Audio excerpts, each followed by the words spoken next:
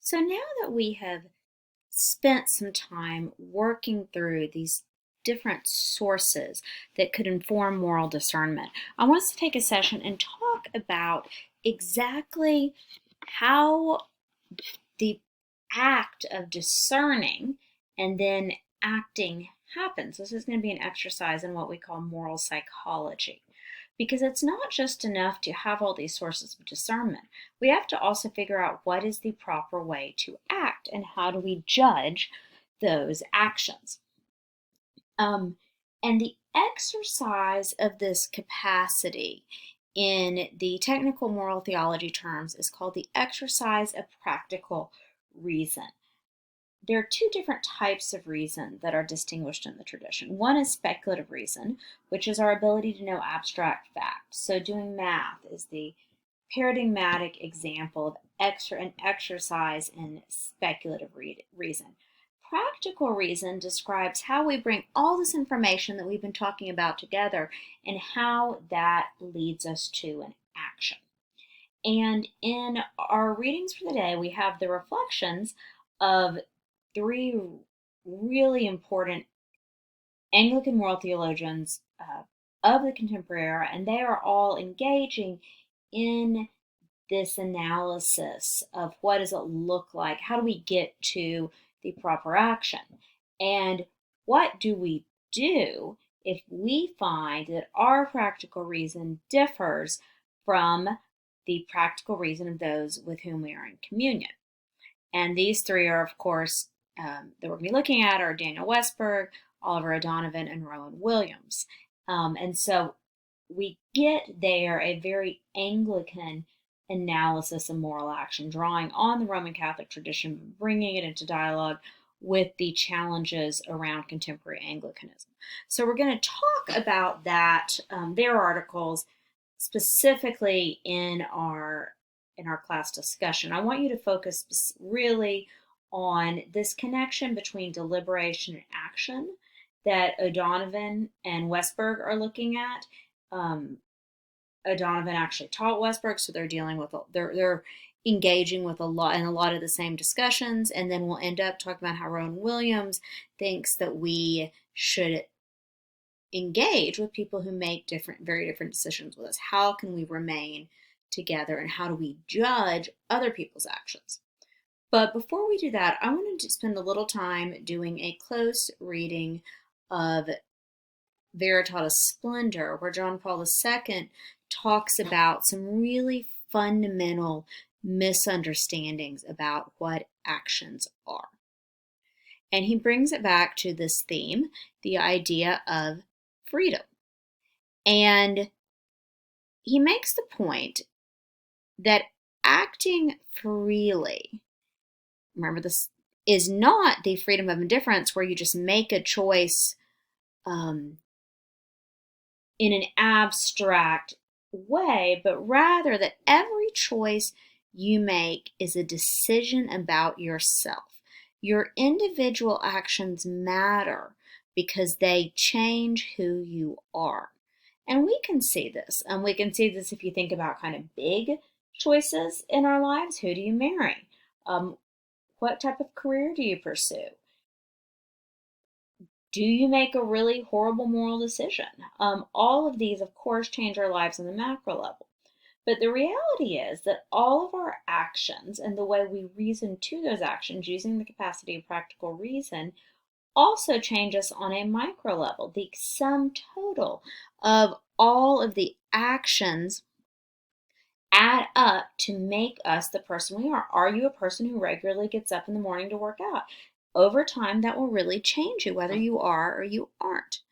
And what John Paul II is concerned about here in paragraph 65 is a separation between the valence and significance of individual acts and thinking about how the acts constitute us as a person. So he's referring to a bunch of theologians who are writing about something called the fundamental option. And this actually goes back to Kant once again. And the fundamental option is an attempt to read Kantian theories of knowledge into our moral discernment.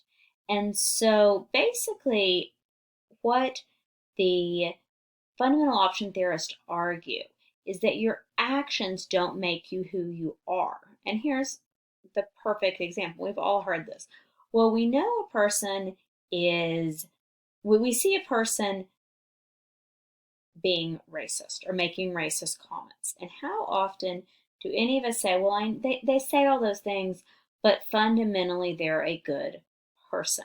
Their fundamental option is towards goodness, even though we may see repeated instances of a sinful action in their lives. And so, and we see this in 65, the conclusion to which this type of reasoning leads is that the proper moral assessment of the person is reserved to the fundamental option. So we look at, we have a sense of who this person is, and we take that away from their actions. And of course, he goes on to say in 66, we all know from Scripture that there is a decision made in faith, which comes from our core, from our heart, which means that we follow Jesus. We make the radical decision to follow Christ. But what can happen, and this isn't a question necessarily about even losing our salvation, but we live out that calling. It's not enough, as Jesus says, to be the person who says, Lord, Lord, but doesn't do the actions to which Jesus calls us to. He says to those people, I will not know you.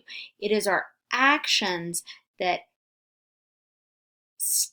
come out of this basic fundamental option. And if we try to have a narrative of morality on two levels where we say, oh, well, this person's fundamentally a good person, but their actions are bad, we ignore the fact that actions change who we are.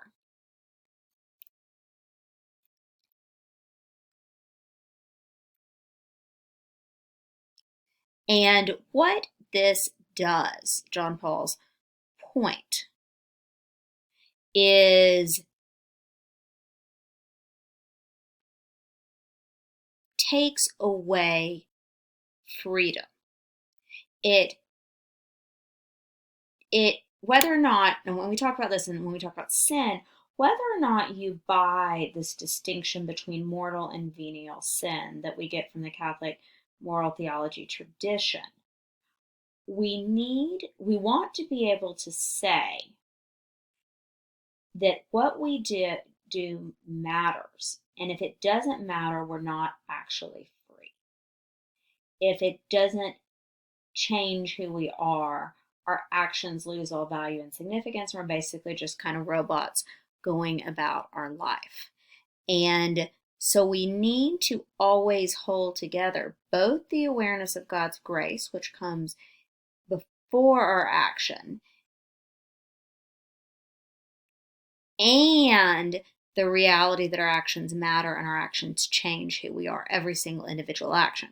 And so this process of engaging in practical reasoning is incredibly significant for the spiritual life and for the formation of a person. We can change, and God gives us the ability and the grace of being able to change, but these changes are real, not just something that happens on a physical level, while the spiritual aspect of our life continues without any difference.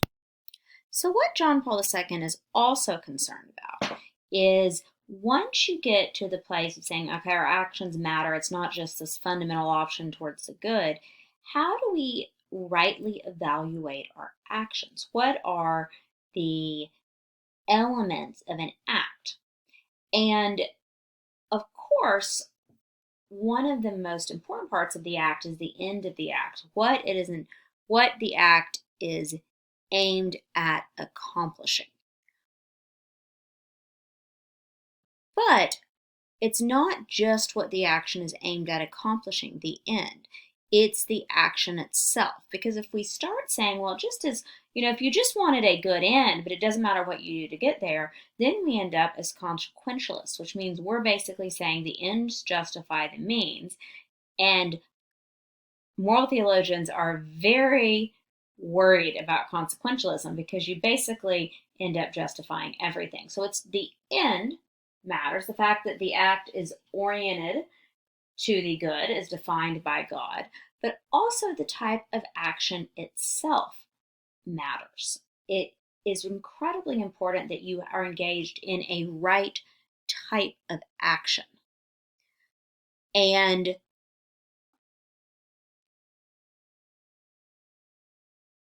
the other approach he's concerned about is called proportionalism. And in proportionalism, you're basically saying, well, I'm making a better choice, or I'm bringing about the greater good or the lesser evil. So it's not, a full on consequentialism. I am taking my actions into account, but this still lets you sneak in a bad type of action with saying that you are aiming at a good end. And I think we can all come up with situations where we see how easy it is to get here. And let's see, an easy one that's kind of hot topic right now is torture. Is it ever justified? Is torture such an act, destroying someone's bodily integrity, that we could never say that the ends justify the means, or we're aiming at a greater good, even though we know that the act itself is bad? This is, of course, the whole premise of the TV show 24. I don't know if y'all saw this, and there's a lot of arguments about this related to the Iraq War. Are there certain types of acts that are always so bad that even if their end is good, they are not acceptable? And I think most Christian moral theologians, not all, but most, would say, yes, this type of action where you destroy someone's bodily integrity is always morally wrong, even if you're aiming at a good end. But let's complicate this. How do we know what type of action it is? Because I could cut you up because I'm torturing you, or I could be cutting you up because I'm a surgeon and operating on you. So the other elements that we have to take into account to consider this, to consider the type of action something is the intention of the person and the circumstance. So am I cutting you up because I'm trying to hurt you a lot so that you give information? That's consequentialism. And am I a surgeon and I'm cutting you open because I want to take your appendix out and it's going to kill you? So that is good intentions and good circumstances. Like, I'm a surgeon and I have the right intentions. Or suppose I am somebody who thinks that I am a medical doctor, which I'm not. I may have good intentions by prescribing something to you. I may want a good end, which is health, and it may be good action, like, it may be an action that, if done with the right intention, the right circumstance, cutting you open, but it would be bad because the context is such that I'm not a surgeon. So we have all of these different levels that we need to analyze.